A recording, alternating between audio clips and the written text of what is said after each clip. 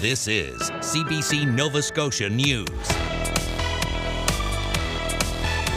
On the picket line, Dalhousie University locks out its faculty after the two sides fail to reach a deal. Avon River Overpass. The twinning project was supposed to be done in 2023.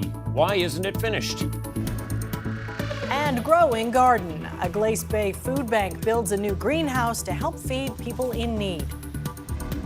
While there is very little change in Erin's path, there will be some coastal impacts, so we will have the latest on Hurricane Erin, plus a look at your long-range forecast. Your full weather details are just ahead.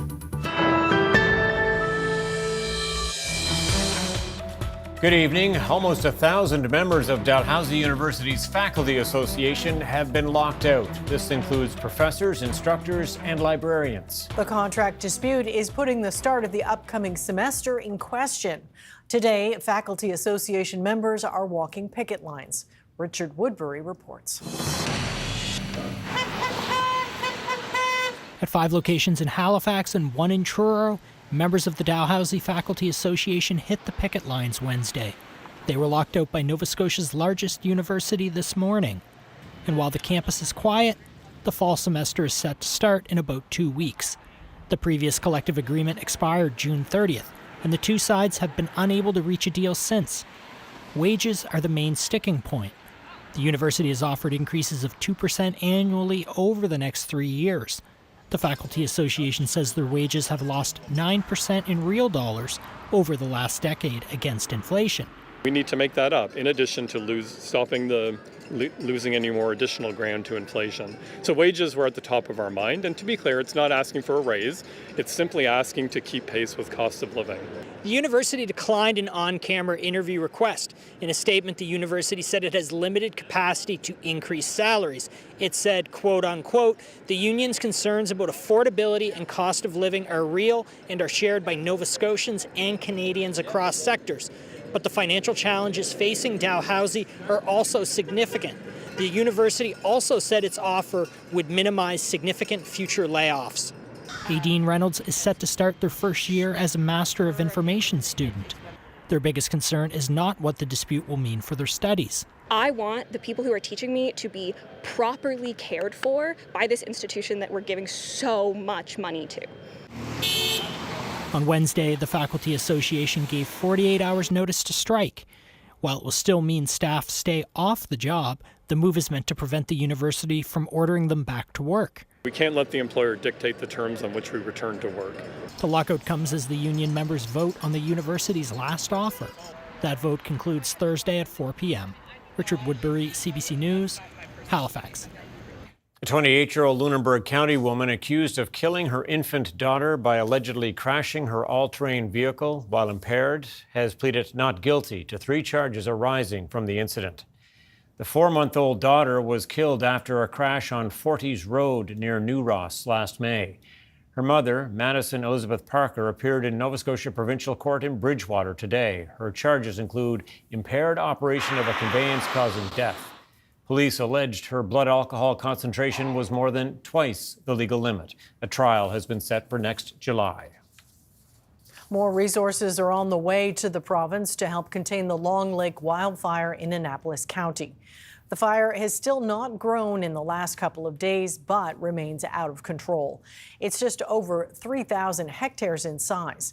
The Department of Natural Resources says crews are making progress working on fire breaks to prevent the fire from spreading. Air resources from Manitoba and Saskatchewan also arrived today, along with more firefighters from Ontario. DNR says efforts are now focused on worsening conditions in the days ahead, including potential winds from Hurricane Erin. The precipitation that we received a number of days ago was anywhere between 8 to 10. The benefit of that moisture is gone, and we are back into a serious drying trend. So for the days to come, our fire weather is going to continue to build on itself. And with each passing day, the fuels continue to get a bit more dry. Steve says crews remain focused on the northern side of the blaze that's threatening some homes and structures near West Dalhousie. There are still no reports of any damage to homes in the area. Nova Scotia farmers will have access to additional support to increase their supply of water. The provincial government has committed an additional $475,000 under the on-farm water management program that supports water projects like wells and ponds. Money will be used to fund all existing eligible applications and enable a second call for applications.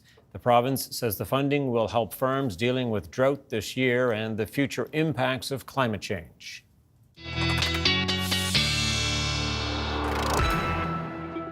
Jay Scotland now with our first quick look at the weather forecast. Yes, and you're keeping tabs on Hurricane Erin. Yeah, strengthening back to Category 3 status momentarily. Last observation, Cat 2, 175 kilometer per hour sustained wind near the storm center, located about 500 kilometers south of Cape Hatteras, North Carolina. Very little change in the track. This is well south of the Maritimes, but we will be looking at some coastal impacts in terms of potentially some stronger winds. You can see it's a slight chance, but it's there for maybe some tropical storm force winds reaching very near the shore as the storm passes to our south. And in terms of those wave heights, we can just model this out for you. Now, there will be some very high waves as we look well offshore, but coastal areas anywhere Friday, even for a time for eastern areas into early Saturday, 2 to 4, maybe near 5-meter seas just offshore. So you want to make sure you're avoiding being near the coast on Friday if you can. Here's a quick look at our inland forecast tonight through end of day Thursday. Another quiet one ahead. Maybe a few clouds building late in the day, but temperature back up to around where it should be for this time of year. Tom and Amy. All right. Thanks, Jay. Thank you, Jay. Halifax is closing another designated homeless encampment, this time in the west end of the city. About 9 people are living at the Cogswell Park green space on Windsor Street, but the site is shutting down because it is too close to a new seniors facility. The site was designated last summer with a capacity of 8 tents, but grew to double that. Residents have about a month to leave. Why are we even outside? Why do we even have to do this? This is an absolute heartbreaking shame for me to have to stand here and talk to you about an encampment in a public park in the richest country in the world. Halifax staff say there are enough spaces in multiple indoor shelters or temporary housing run by the province. People do have some choice, which is something that didn't happen in some previous incidences. The options were more limited, but now they've got some real choice. The city says they will work with people at the encampment to find a place that works for them, help them move, and offer storage if they need it. There are now 3 remaining designated encampments in Halifax and Dartmouth. Just under 100 people are sleeping outside in Halifax right now, with more than 900 people dealing with homelessness throughout the region. The twinning project between 3 Mile Plains and Falmouth was supposed to be complete almost 2 years ago, but delays have meant 2 large additions remain incomplete and unconnected. Michael Gorman looks at what's holding things up and why officials are feeling like the work might be ready to get going again. If you think it's taking a long time to complete this highway project, you'd be right. First announced in 2016, this stretch of road I'm walking on right now was supposed to be connected to that unfinished stretch of road by an overpass more than a year ago. But things have not gone according to plan. I don't know what's taking so long. Maybe you can tell me. What's taking so long to complete the 9.5-kilometer stretch between 3 Mile Plains and Falmouth is a years-long dispute between the provincial and federal governments about what should replace this abattoir at the Avon River, the mechanical gates that regulate the flow of tidal waters. While the Federal Fisheries Act says the design to be incorporated in the new overpass must allow for sufficient fish passage, provincial officials have argued that any design must also preserve the man-made Lake Pisiquid. It was first created when the causeway on the edge of town was built 50 years ago. Nova Scotia has repeatedly failed to submit a design that meets DFO approval. Meanwhile, the province has renewed an emergency order every 2 weeks since 2023 to preserve Lake Pisiquid and use it as a consistent water source for fire protection. Well, I call this the bane of my existence politically. It might be Cody Blois's most frustrating file, but the federal politician believes there could finally be a break in the stalemate between the province and DFO. This after a recent in-person meeting, the first time he says all sides got together in a room to talk. It's remarkable that 6 years had gone by and it hadn't, but that happened, and the province did commit to getting an application in by mid-September at the latest for a brackish lake outcome. And that is largely what's happening right now, where there is some level of tidal intrusion on each incoming tide, but there is an ability to actually withhold water behind me. The matter also requires First Nations consultation. The site has been the source of protests as Mi'kmaq leadership continues to call for unimpeded fish passage void of any manual manipulation. A statement from KMK says it's been difficult to engage in meaningful consultation when meeting requests have gone unanswered. It says there has also been a lack of consultation around the repeated emergency orders and the pending design submission. The local provincial representative says improved fish passage is important, but so is maintaining the lake. With a new modernized structure, we can enhance and improve the fish passage that exists there currently, while also protecting and maintaining our freshwater resource on the other side that affects wells and agriculture and dry hydrants and safety of the community. It will also mean the end of the short 2-lane stretch of road that runs along the edge of Windsor. It's a bit of a hazard when you go across the causeway now, and there's been a number of accidents there, so it's going to free that up. It's going to look better, and you know what, it'd be nice to have it done. Provincial officials say it'll take about 3 years to complete this stretch of paving and the overpass once their design is approved by Ottawa. The original budget for the work was $151 million, and to date, $135 million has been spent. We won't know what the final number will be until the work is complete. Michael Gorman, CBC News, Windsor. Halifax Regional Municipality has canceled the 45th annual Clam Harbour Beach Sandcastle competition due to dry conditions. The event was scheduled to take place Sunday and typically attracts around 10,000 people. The municipality canceled the event, citing safety due to the single-lane access road and with no immediate rain in the forecast. Officials say the risk is too high to safely move forward. Clam Harbour Beach remains open to the public.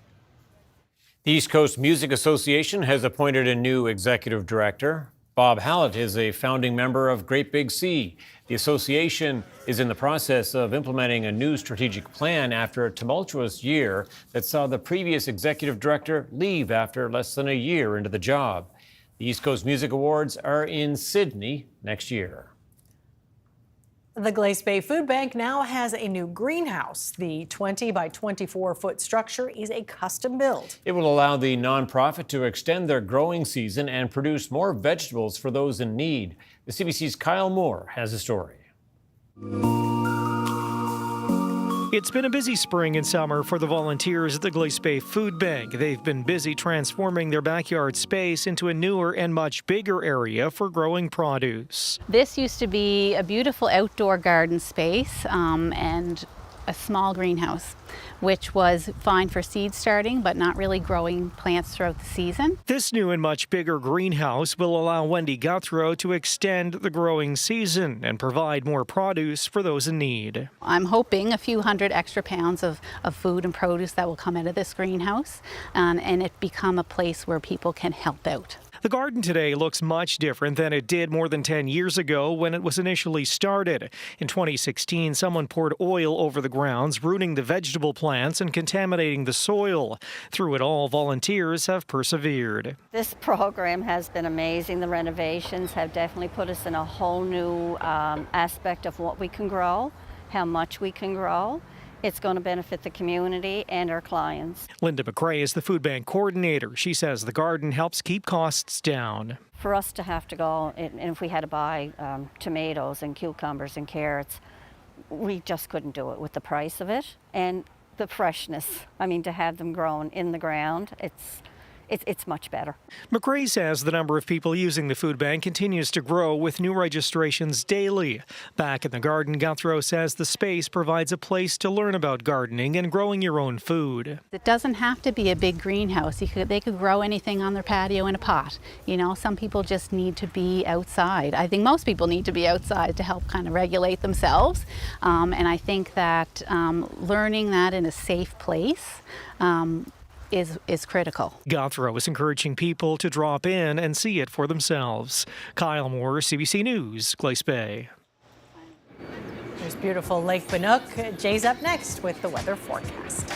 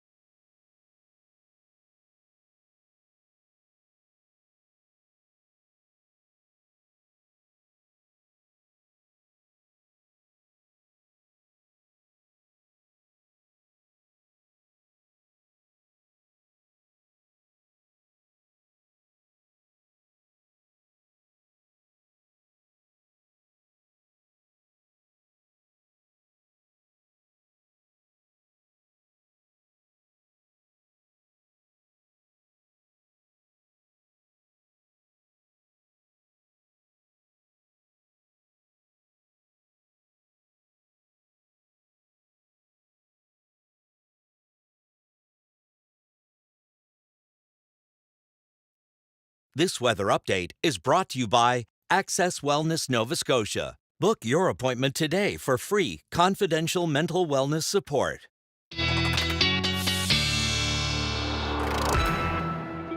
And we've got Jay back with the full weather forecast. And Jay, anytime there's talk of a hurricane, lots of interest in that, of course, but Erin not posing too many difficulties for us, it seems. No. The term fish storm comes to mind, and that tends to downplay the marine impacts a little bit because there's more than just fish out in the water. They tend to do all right. But if you are planning on even being near the water, maybe not the best idea for a time Friday into early Saturday for eastern areas.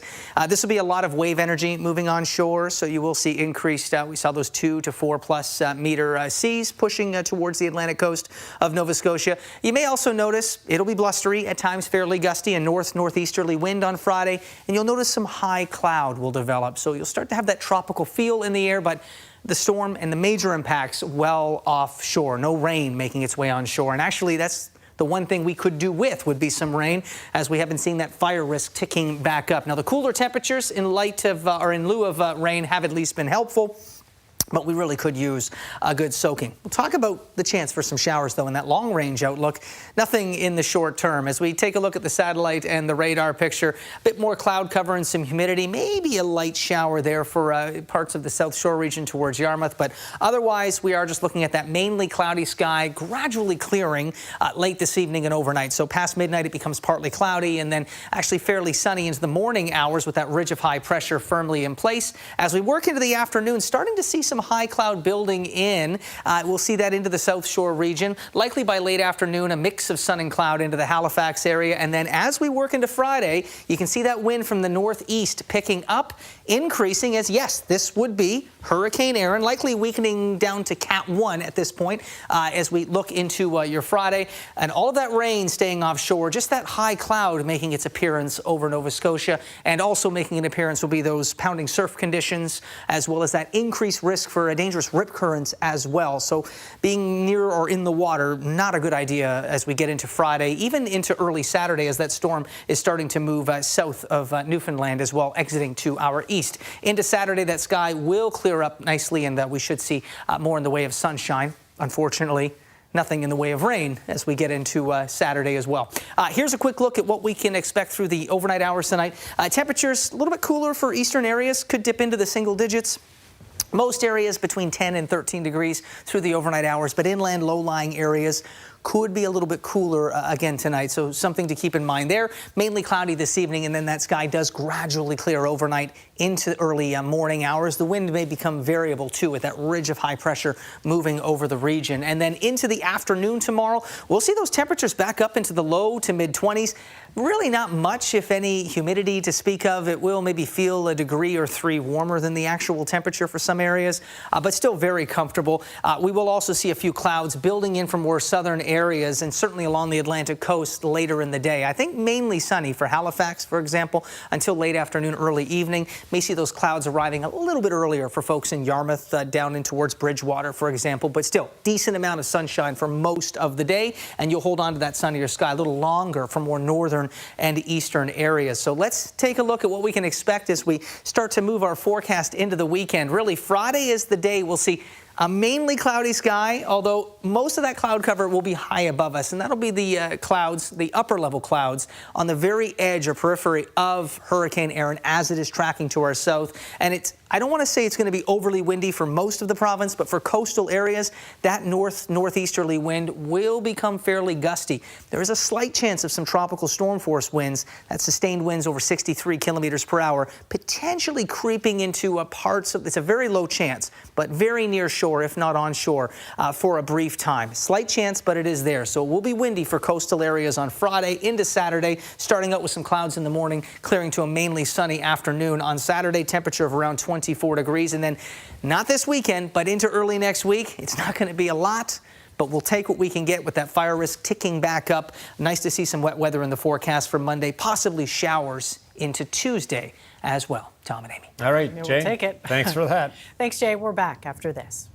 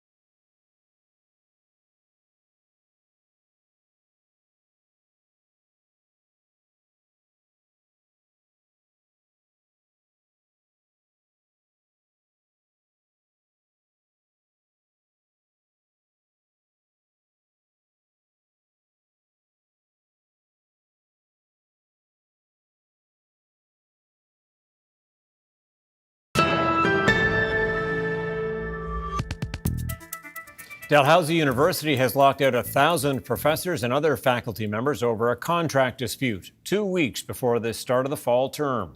One of the key issues is wages. The association wants a little over a 14% increase over 3 years. Dal has offered 6%, an offer staff is voting on, but one the association is not recommending to its members. David Westwood is with the Dalhousie Faculty Association here at one of the several picket lines around Halifax today. Sir, could you first of all explain to me what it is that has these folks most angry? Yeah, so what you're seeing here is the beginning of a lockout of our members here at the biggest university east of Montreal, Dalhousie University. We have 1,000 of our members, academic staff at Dalhousie, have been locked out by the employer barely 2 weeks before the fall semester is supposed to get underway. So although there's a lot of energy and excitement because it's day one, they're really upset at not being in the classrooms getting ready for the beginning of a very busy academic year. And what's the issue that's most on their mind? Well, so we're in bargaining, as you're aware, and this is a stage of impasse that we've reached with the employer. So the issues for our members that we're most concerned about are high cost of living. I mean, everybody in Nova Scotia, I think, can relate to the fact that costs of housing, food, everything in this province has dramatically outstripped wage increases, and our members are no different. A lot of our junior colleagues that just started at Dalhousie can't afford to live and have families. They're considering leaving because the wages just can't offset that cost of living. So that's really the number one issue for our people. I know there's been some recent reports about wages at Dalhousie and what some of the teaching staff are getting paid, some in the vicinity of $159,000 on average, some making well over $200,000. How do you square that with the affordability issue? Is affordability the issue for them as well? It's not. And so in our membership, we have a huge diversity, like most unions. So we have people who have been at Dalhousie for 40 years and other people that just started weeks ago, in fact. And the pay scale is very different. So what you often see reported in the media is the high end of the spectrum. What are the full professors that have had long and very accomplished academic careers that have been here for a long time, and also who happen to have been able to buy houses back when such things were affordable. Then you have a very different cohort of people who've just begun their careers at Dalhousie. And like any young person can relate, it's a very different scenario where wages have not kept pace with inflation for many years now.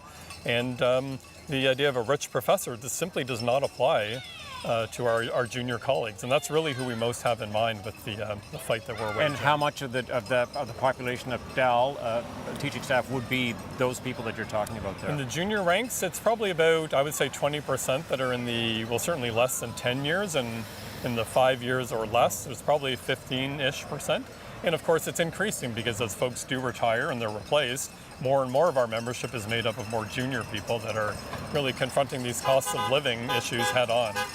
Dalhousie says it's in a real pickle, that it has to find $75 million over the next 3 years, that they too are feeling affordability issues on their sides of things as well in terms of running the university. What do you say to that? How is the university supposed to approach that? Yeah, well, it's a challenge for all universities in Canada. As you know, a lot of contextual things have happened. Changes to international student enrollment hit Dalhousie quite hard, like other universities.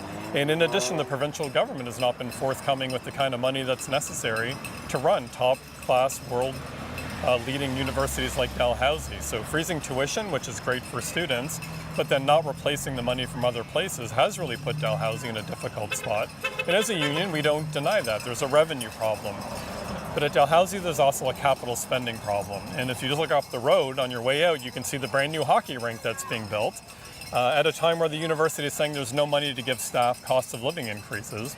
Well, we say you can't say on one hand you have no money, and on the other hand build an expensive hockey rink that has very little to do with the purpose of a university. Now, the university will argue that something like a hockey rink is built with funding from alumni, for example, or fees, other sources of revenue that can't be used in operations, and that on the other hand of things, universities need infrastructure like that to attract students, for example, and to continue to make the university viable in that way. So what do you make of that argument?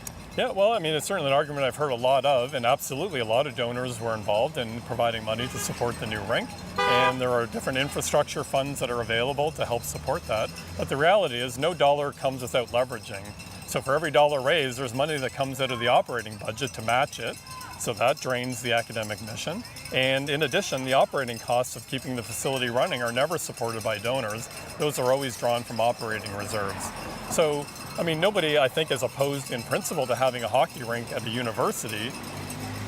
But when you say you don't have money, I think you got to make better decisions about where that money is spent. And we would argue it's really the staff that do the work of the university. But at the same time, I mean, anyone who drives around Dalhousie knows it's an old university, a history with a long history, and it's a proud history for many people. But it's an old university and it needs the upgrades. And then the university says that there's a lot of other academic buildings that have been built here as well. That it's sort of part of a bigger picture. Yeah. Not to get too far down the road or in the weeds about this, but what can the Dal Faculty Association say or do about that? Yeah, well, I mean, in terms of addressing infrastructure needs, there isn't a lot that the faculty can do. Our concern is that the administration, who is responsible for that set of problems, looks to the faculty as a way to save money to build and maintain buildings, which we say that's not on. We have people here that are the core to the university that can't afford to live where they work anymore, and that's legitimately true for our junior faculty members. You may be surprised to learn that we have assistant professors at this university that drive Uber in the evenings just to make their rent payments. That's the kind of situation that we're talking about here. So yes, Dalhousie, like most universities, has infrastructure needs and challenges, but I think this is where the provincial government needs to step in and acknowledge that if you want Nova Scotia to continue to have top-notch public secondary, post-secondary education, it costs money, and that money needs to come from somewhere. So as you point out, wages is a big part of that, and there's quite a disparity between what the Dal Faculty Association is looking for and what the university is presenting. Are you concerned at all that a contract becomes that much more expensive for the university that ultimately leads to more layoffs because of this financial crunch that you're acknowledging here? Yeah, well, it's a problem with every union when you sort of contextualize what the employer says about revenue and resources versus what's fair by workers. The argument is always, well, if you ask for more, there'll just be fewer of you in the future. And that's an argument that needs to be fought and resisted. And that's precisely why we need strong labor unions to say, you need people to do work, they need to have fair wages, and somebody somewhere has to find the wherewithal to make it happen. And whether that's increased provincial funding or from other sources, people need to acknowledge that the cost of living in this province for every worker, not just professors, not just academic staffs, is a major problem that needs to be tackled. We'll have to leave it there. Good to talk to you today. Thank you so much. Okay, thank you very much.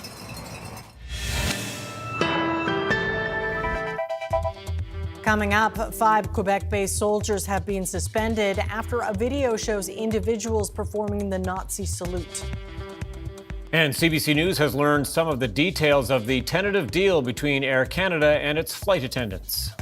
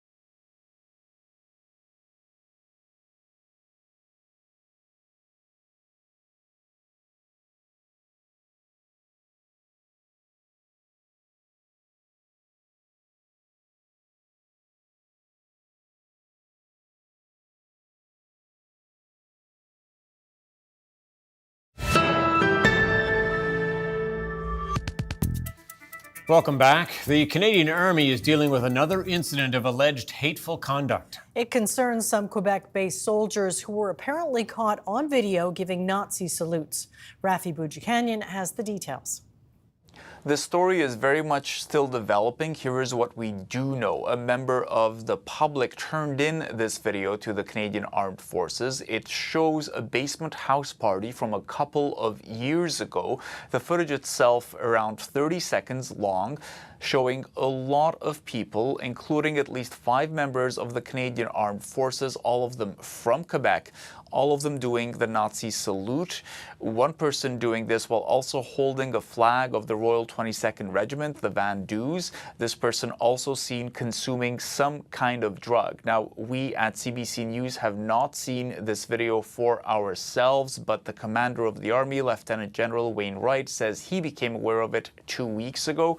In a statement, he says an internal investigation has been opened, military police have been notified, and the 5 members themselves are suspended. Now, this all comes a couple of months after another investigation, this one by the RCMP, involving 4 people, 2 active members of the Canadian Armed Forces, a veteran, as well as a former civilian instructor of the cadets, all of them charged with a plot to take over a parcel of land near Quebec City, all of them also involved with a stockpile of high-tech military weapons and gear. The Canadian Armed Forces say that did not come from their own inventory. This case is still very much before the courts and due back there in September. Rafi Boudjikanian, CBC News, Ottawa. Air Canada is flying again after the work stoppage, but is saying regular service could take a number of days.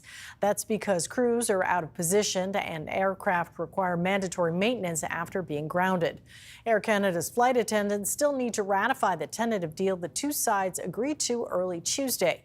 CBC News has learned some of the details of that agreement. The big issue of ground pay has been addressed. That's payment for time working but not in the air. CBC News has learned that the deal secures at least 60 minutes of ground pay at half the flight attendant's hourly rate, with that rate increasing 5% each year. Air Canada is also proposing immediate pay raises of 12% for flight attendants with 5 years of service or less. Longer-serving workers would get immediate raises of 8%. Salary rates are also set to go up in each year of the new contract. A Canadian is among 4 judges and prosecutors on the International Criminal Court being sanctioned by the U.S. government. Kimberly Prost was elected to the position in 2017 and is one of those being targeted by the Trump administration for authorizing an investigation into U.S. personnel in Afghanistan. Ashley Burke reports. Donald Trump's intensifying pressure on the International Criminal Court. His administration targeting a Canadian judge for a decision she made 5 years ago. Kimberly Prost was on a panel of judges who paved the way for prosecutors to investigate potential war crimes in Afghanistan, including by Americans.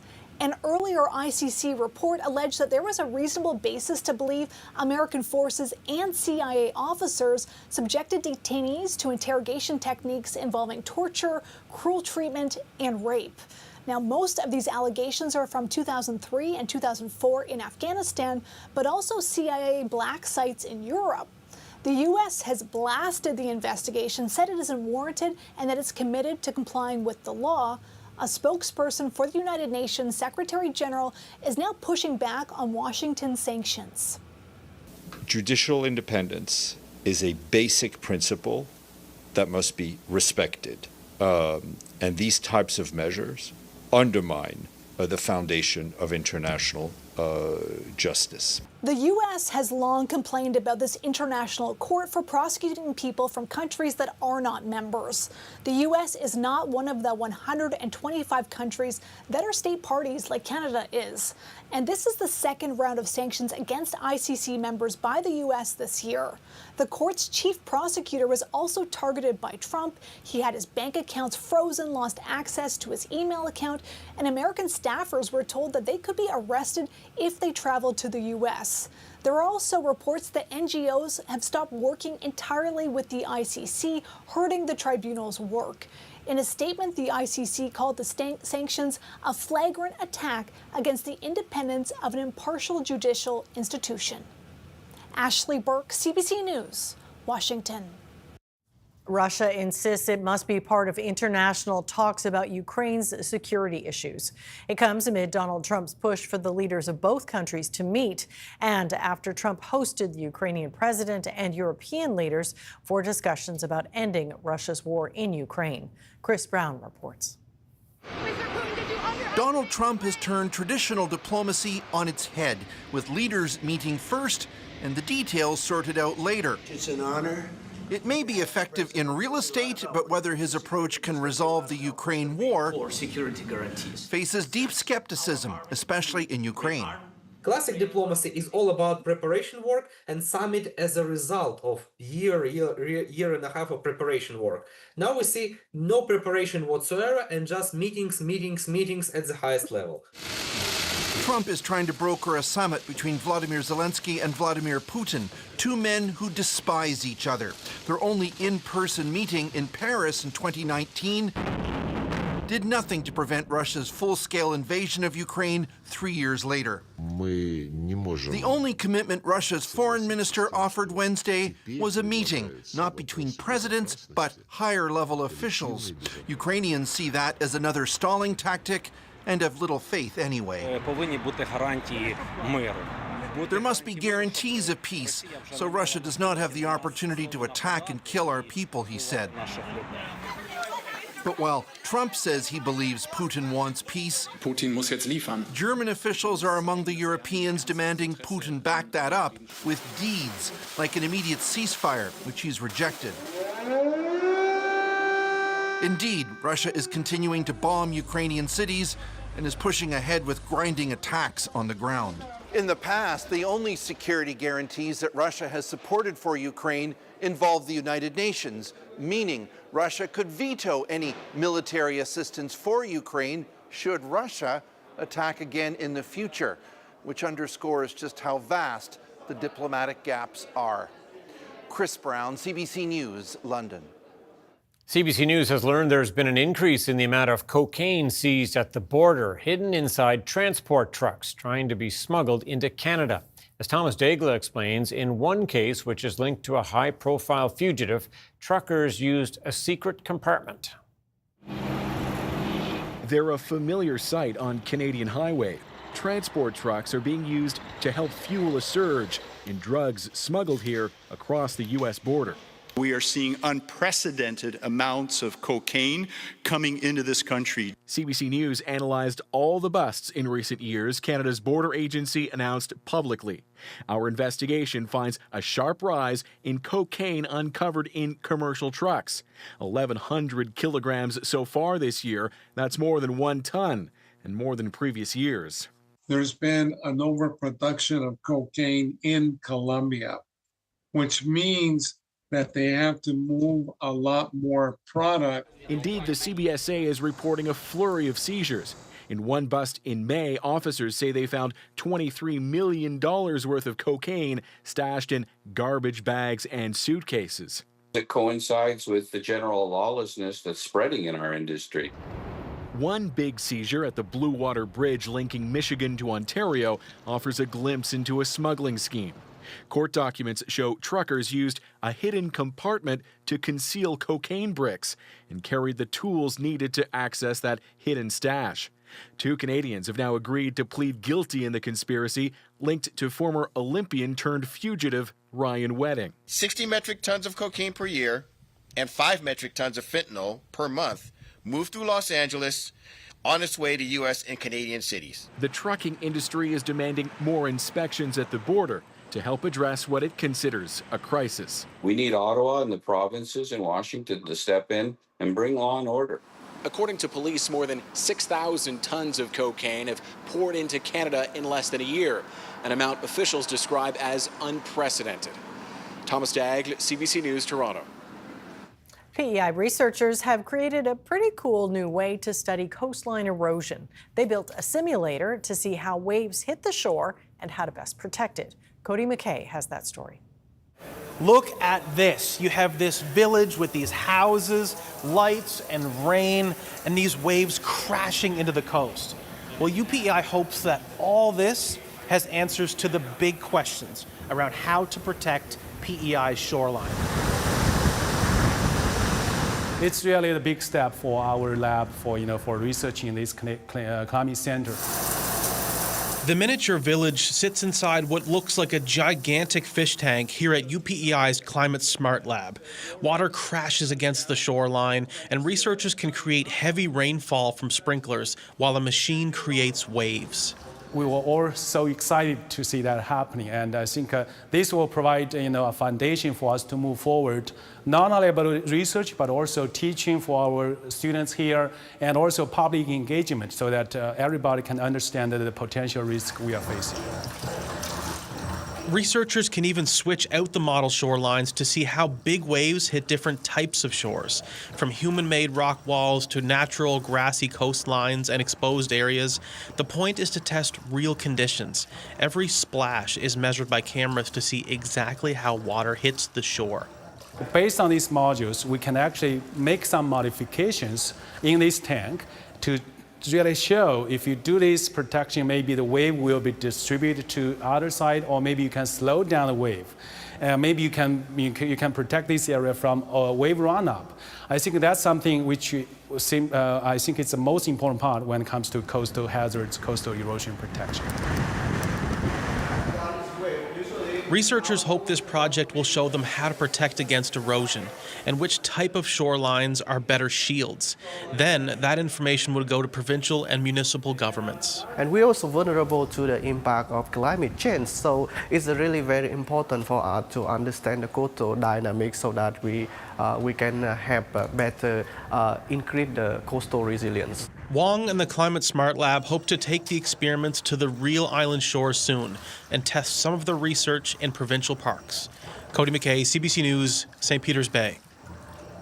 Strength in basic materials stocks helped lift Canada's main stock index to finish higher on Wednesday, while U.S. markets were mixed. Here's a look at the markets as we head to break.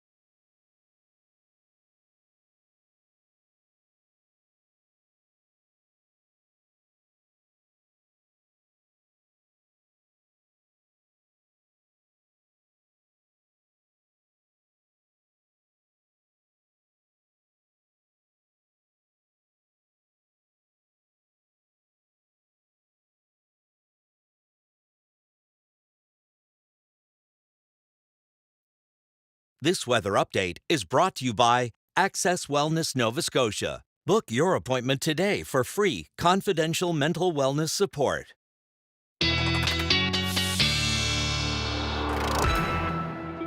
Jay, Scotland back one last time tonight for a recap on the weather forecast. Yes, and it sounds like we could be looking forward to some pretty intense waves. Yeah, 2 to 4 meters, potentially reaching parts of the Atlantic coast or higher, offshore, much higher. But I mean, looking at the track of Erin as we approach the peak of our hurricane season here in the Maritimes, we're getting lucky with this one. I mean, this is an important reminder as we get closer to the peak of our season to make sure we've got those preparations ready. And we are ready for the next one that maybe tracks a little bit closer. Hopefully not this year. We will watch as we look in that short term, though, for tonight. That mostly cloudy sky does continue to gradually clear through the overnight hours tonight. Into your Thursday morning, it is a mainly sunny start to the day across the province. We are looking at the potential for maybe some cloud cover. We saw in that other forecast model I showed you earlier. Not seeing it here, but as we look to the latter part of the afternoon and evening, a little bit of clouds starting to build in for the South Shore region, making its way up the Atlantic coast towards Halifax as well. But aside from that, pretty calm winds, pretty quiet conditions. I would like to see some rain in the forecast, but in lieu of rain, it is nice to at least have the cooler temperatures and the calm winds in the forecast for tomorrow. So we'll start out for the HRM. Mainly sunny in the morning. That temperature will be around 12, 13 degrees, maybe a little warmer if you're right next to the water. That wind will be north-northwest, 5 kilometers per hour. When it's this light, the wind direction isn't always what's forecasted. It could become variable at times just because there's no real good steering or prevailing wind through the day tomorrow. But we'll generally see that wind from the northeast into the early afternoon, veering around to the south late in the day, also into the late afternoon. A few clouds will start to fill in, but still lots of sunshine to get you through your Thursday ahead of what could be a blustery and, for coastal areas, pretty impactful one in terms of those rough sea conditions on Friday as Erin passes, thankfully, well to our south. Yes, All right. indeed. We'll get ready for that. Okay, thanks, Jay. Thank you, Jay.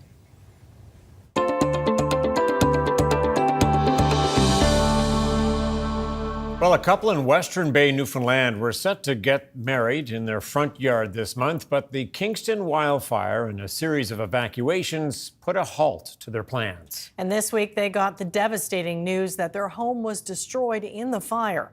Despite that, the couple says the wedding will still go ahead. It's a hard pill to swallow to think that it's completely gone. Do you know what I mean? Like, we had the planters ready with the string lights and the hooks and the archway we made out of birch sticks, and all set up in the yard, ready to go. It was all there, right, ready.